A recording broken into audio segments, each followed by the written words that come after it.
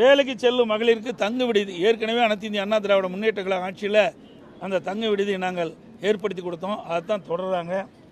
அதுபோல் புதிய கலை மற்றும் அறிவியல் கல்லூரி சொன்னாங்க. அது ஏற்கனவே அனைத்து இந்திய அண்ணா திராவிட முன்னேற்ற கழக ஆட்சியில் புதிய கலை மற்றும் அறிவியல் கட்டி கொடுத்தோம். பொறியியல் கல்லூரி கொடுத்துருக்கோம், வேளாண்மை கல்லூரி கொடுத்துருக்குறோம், கால்நடை மருத்துவக்கல்லூரி ஆராய்ச்சி நிலையம் கொடுத்துருக்குறோம், புதிய மருத்துவக் கல்லூரி மருத்துவமனையோடு கொடுத்துருக்குறோம், பாலிடெக்னிக் கல்லூரி கொடுத்துருக்குறோம், இப்படி ஐடி கல்லூரி கொடுத்துருக்கோம். இப்படி நிறைய கல்லூரிகளை கொடுத்த அரசாங்கம் அதிமுக அரசாங்கம். அது ஏற்கனவே எங்களுடைய ஆட்சியிலே தொடர்ந்தது தான். மாணவர்களுக்கு காலை உணவு திட்டம் நான் முதலமைச்சர் இருந்தபோது ஆரம்பித்தோம். அது ஆரம்ப காலகட்டமாக இருந்தது. ஆட்சி மாற்றம் ஏற்பட்ட போது இப்போ தொடர்றாங்க. அது ஒரு புதிய திட்டம் அல்ல. அதோட திமுக தேர்தல் அறிக்கை 187 பார்த்தீங்கன்னா 3 லட்சம் பேர் இன்றைக்கு காலி அரசு பணியிடங்களை நிரப்புவதாக சொன்னாங்க.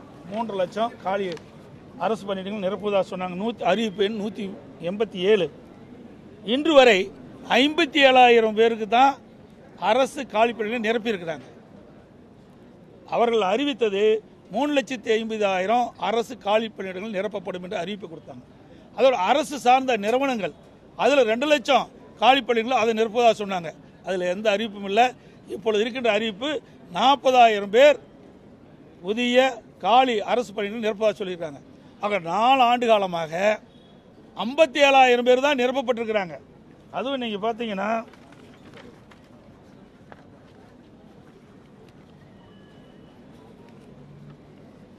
இன்றைக்கு டிஎன்பிசி அறிவிச்சு கொடுத்துருக்காங்க.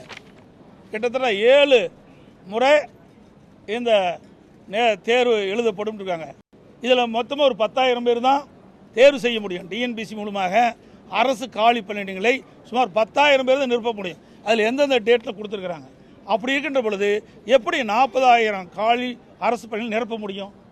4 ஆண்டு காலமாக 57,000 அரசு காலி பணிகள் நிரப்பியிருக்கிறாங்க. இப்போ இந்த ஓராண்டிலையும் 3 மாதம் தேர்தலுக்கு போயிடும். எஞ்சியது 9 மாதம். 9 மாத காலத்தில் எப்படி 40,000 அரசு காலி பணிகள் நிரப்புவார்கள்? அத்தனை வெற்றி அறிவிப்பு. இதெல்லாம் நிறைவேற்ற முடியாத அறிவிப்பு தான் அறிவிச்சிருக்கிறாங்க. அதே போல் மொழி சொல்லிகிட்டே இருக்கிறாங்க. கடந்த 13 ஆண்டு காலம் மத்தியில் ஆட்சி அதிகாரத்தில் இருந்தது திமுக. இந்த கல்வி பொதுப்பட்டியல் இருந்தது. அதை மாநில பட்டியலுக்கு அதை மாற்றிருக்கலாம். அதை செய்ய தவறிய காரணத்தில் தான் இது மொழி பிரச்சனை ஏற்பட்டு நம்ம இவ்வளவு போராடி கொண்டிருக்கின்றோம். ஆனால் மத்தியில் ஆட்சி அதிகாரம் வருகின்ற பொழுது அதுதான் அவருக்கு தேவைப்படுது. அது குடும்ப உறுப்பினர் தான் வருவாங்க, மற்ற யாரும் வருவாங்க.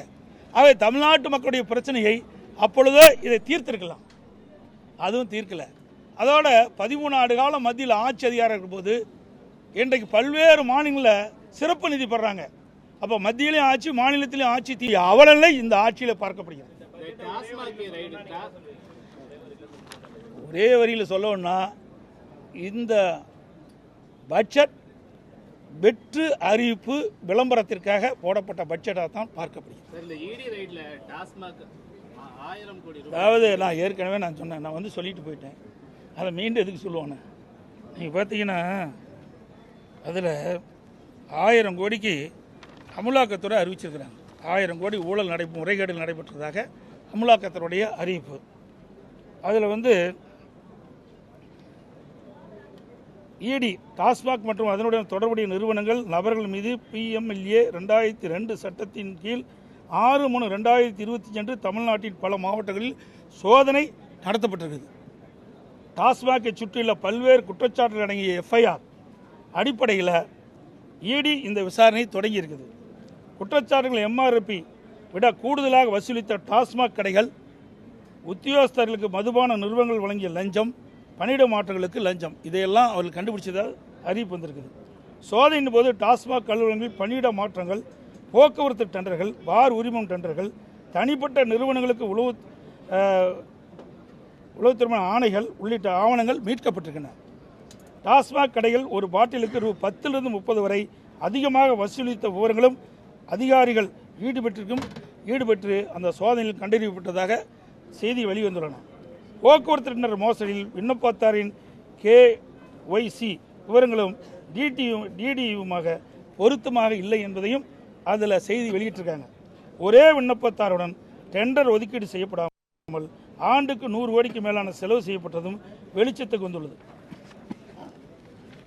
பார் உரிமம் டெண்டர்களில் ஜிஎஸ்டி பேன் இல்லாதவர்களும் முறையான KYC இல்லாதவர்களும் டெண்டர் பெற்றுள்ளனர் என்பதும் இந்த சோதனையில் கண்டுபிடிக்கப்பட்டதாக செய்தி வெளிவந்துள்ளன.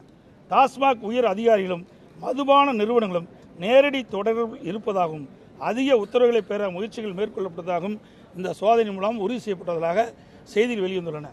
மேற்கண்ட அனைத்து நடவடிக்கைகளும் PMLA 2002 மற்றும் ஊழல் தடுப்பு சட்டம் 1988 ஏற்ப குற்றச்செயலாக ED உறுதி செய்துள்ளதாக அறிவிப்பு அமலாக்கத்திலிருந்து வெளியிடப்பட்டது. இவ்வளவு பெரிய 1000 கோடிக்கு மேலே முறைகேடு நடந்ததாக சொல்கிறாங்க. அது முழு விவரமும் முழு விசாரணை நடைபெற்று முடியும் போது சுமார் 40,000 முறைகேடு நடைபெற்றுள்ளதாக தெரிய வரும் என்று எங்களுக்கு தகவல் கிடைத்திருக்கிறாங்க.